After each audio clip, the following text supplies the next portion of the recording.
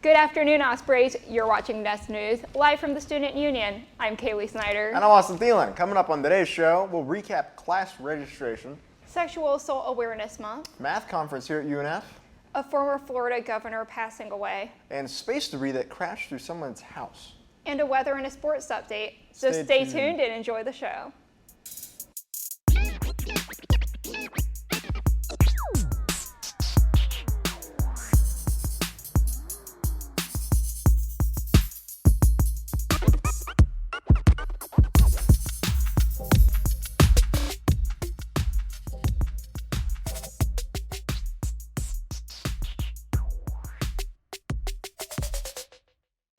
Registration for summer and fall classes opened up on Monday. Time tickets and course schedules were released on April 5th. Senior Director of Student Success Initiatives, Kelly Woodall, suggests using the course plan feature in MyWing's registration portal. If you haven't already, now's the perfect time to start planning. This handy tool lets you plan out your courses ahead of time so you can register for them all at once. There have been some reports of the system crashing or lagging, so here's what you can do. Try clearing your browser history or using a different browser. Make sure you're registering on just one device to avoid any issues. If you run into error messages while trying to register for a specific course, it might be due to a restriction.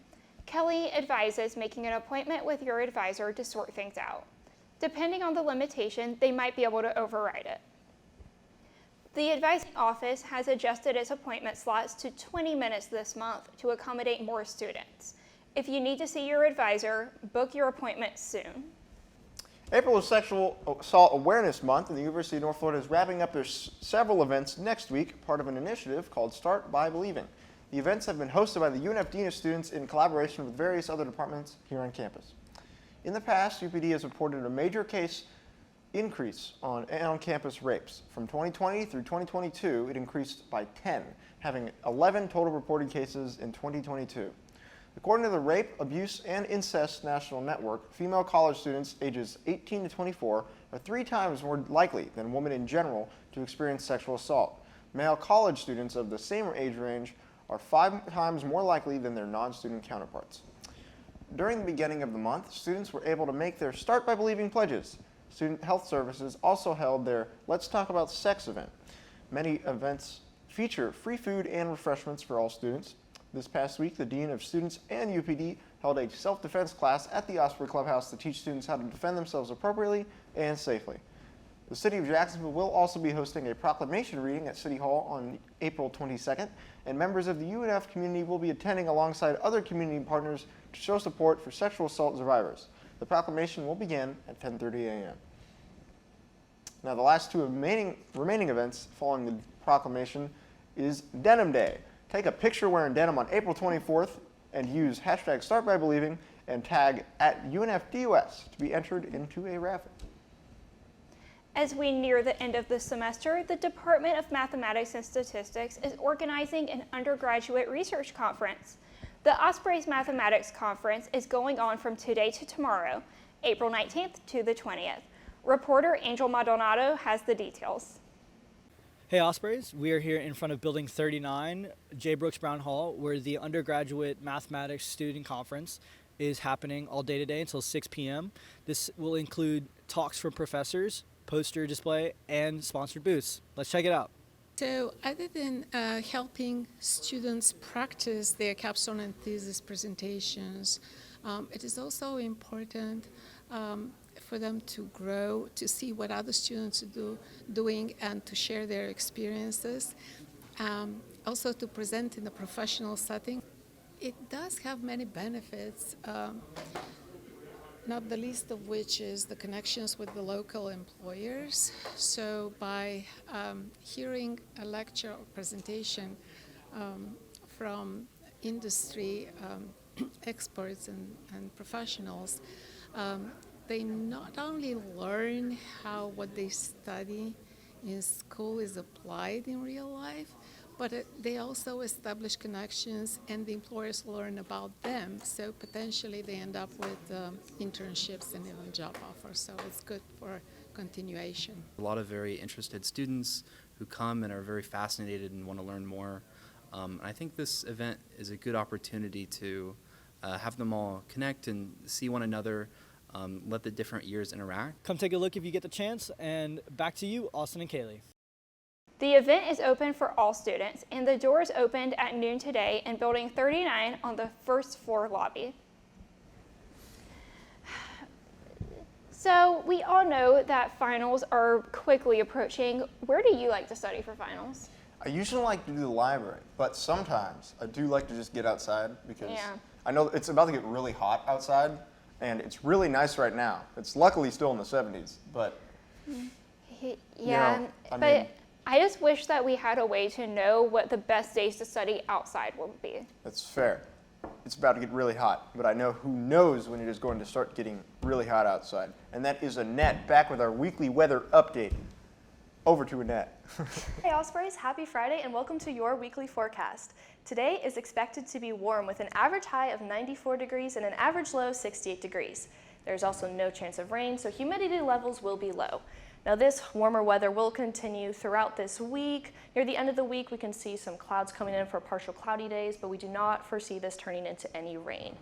Temperatures in the highs will range from low 90s all the way to the mid 80s, and lows will fluctuate throughout the 60s. So again, today is looking to be sunny and beautiful. I know we're all preparing for finals, but remember, it's important to get outside, get some fresh air and some sun. And with that, Ospreys, let's head back to the studio for our next news. Thanks, Annette. Now, still to come, we'll be covering a former governor's passing, space debris crash, and of course, spring sports. Angel has an update, of course, on where the Ospreys are standing on our upcoming game with JU. Now, we'll be right back after this quick commercial break. Can y'all please name every single eclipse ever? The one today? Eclipse 1, Eclipse Lame. Eclipse 2, Electric Boogaloo. That's one of my favorite ones. Are y'all Team Sun or Team Moon? I guess I have to be Moon. Moon. And why do y'all think that the sun and the moon are beefing? Listen, today's the day we squash the beef, we come together. The moon covers the sun, gives it a hug, gives it some love. I think they're in like a toxic relationship and that like every other day of the year they're like, oh, this guy. But then every now and then they come in front of us and they kiss and they hug and they make up, you know. Do you think that Kendrick Lamar and J. Cole can learn from in terms of how to squash the drama? Well, they can kiss if they want to. But America! Oh, I think like chocolate vanilla swirl. What brings y'all out here to the amphitheater to watch the eclipse?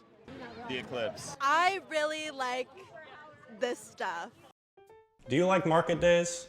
Do you ever wonder where you could get free stuff from the booths? Well, look no further. Spinnaker Media does market days every Wednesday from 10 to 2. So stop by and you could get free items like lanyards, stickers, or some of our most popular items like tote bags and shirts. All you have to do is spin the wheel. But first, you'll have to either subscribe to the Spinnaker TV YouTube channel or follow the Instagram @UNF Spinnaker. We also have a QR code at our booth in case anyone is interested in volunteering with us. We're accepting in any department: TV, radio, creative services, news, and business. Make sure to stop by next Wednesday for a chance to win.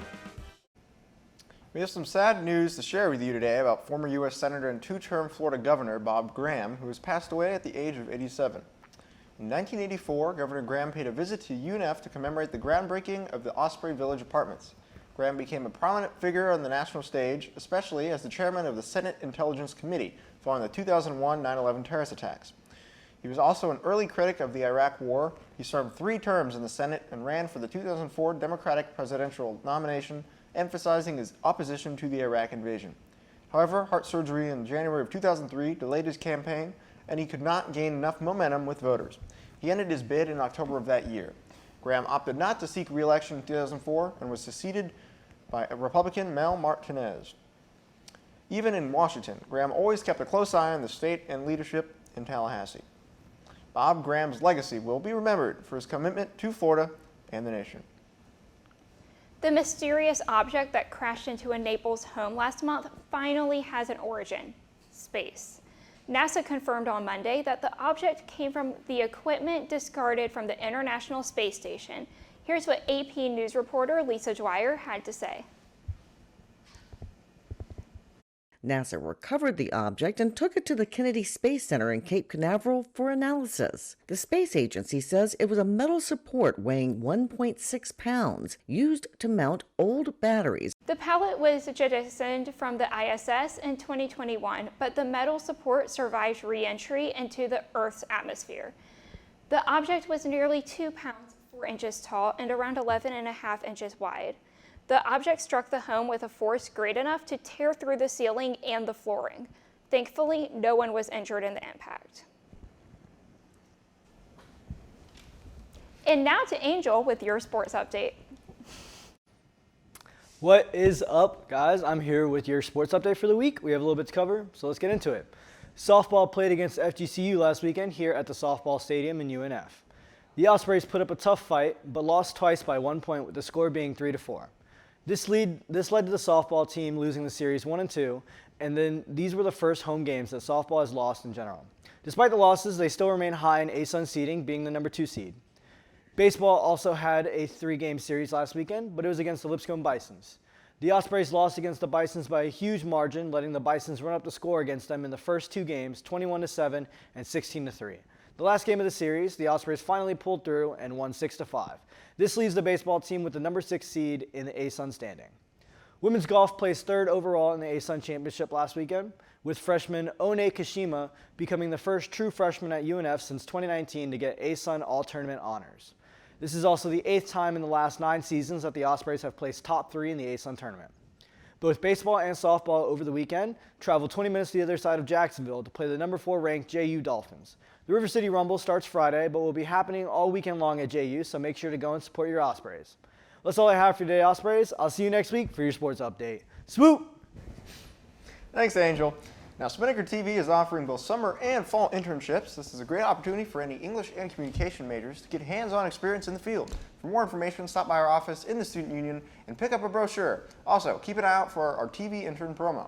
That's just about all we have for you today, Ospreys. Remember, consider donating to support UNF through the link in the description below. That's right, and for all things Spinnaker, check out our website at unfspinnaker.com. Also, make sure to follow us on our Instagram at UNF Spinnaker and check out the rest of our YouTube for more content. And as always, thank you so much for watching. I'm Austin Thielen. I'm Kaylee Snyder. We'll see you next week on Spinnaker's Nest News.